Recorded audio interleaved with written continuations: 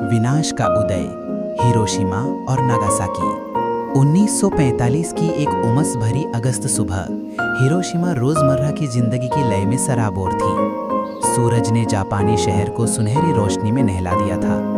परिवार काम पर जा रहे थे और स्कूल की घंटियां पहली कक्षाओं के लिए बज रही थीं।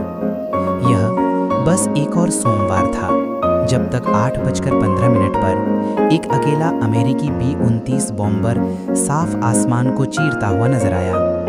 उसके पेट से कुछ गिरा, नीले विस्तार के खिलाफ एक काला बिंदु। नीचे कोई भी अनुमान न लगा सका कि यह प्रलय का संदेशवाहक था। एक परमाणु बम 43 सेकंड की मुक्त पतन में गिरता हुआ। एक पल में दुनिया चूर चूर हो गई। एक झुलसाने वाली चमक ने हजारों को अस्तित्व से मिटा दिया। सूरज के कोर से गर्म एक गोला पैदा कर दिया।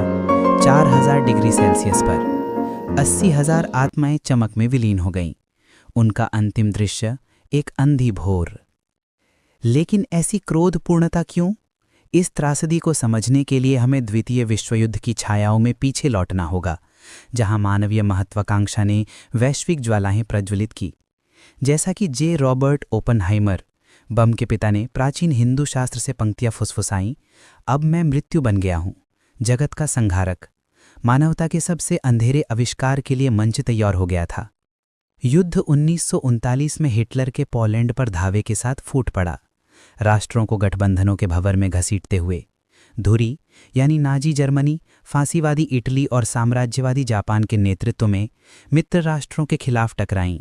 ब्रिटेन, सोवियत संघ और एक अनिच्छुक संयुक्त राज्य अमेरिका, फ्रांस और चीन द्वारा समर्थित। अमेरिका महान युद्ध के टोल से आहत तटस्थता की कसम खाई, यूरोप और एशिया के झगड़ों से दूर रहते हुए।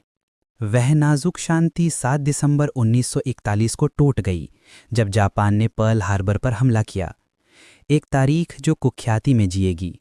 रूजवेल्ट ने गरजते हुए कहा, जब जापानी विमानों ने हवाई के नौसैनिक आश्रय को टेढ़े मेढ़े धातु के कब्रिस्तान में बदल दिया। लेकिन जापान की आक्रामकता अलगाव में जन्मी नहीं थी।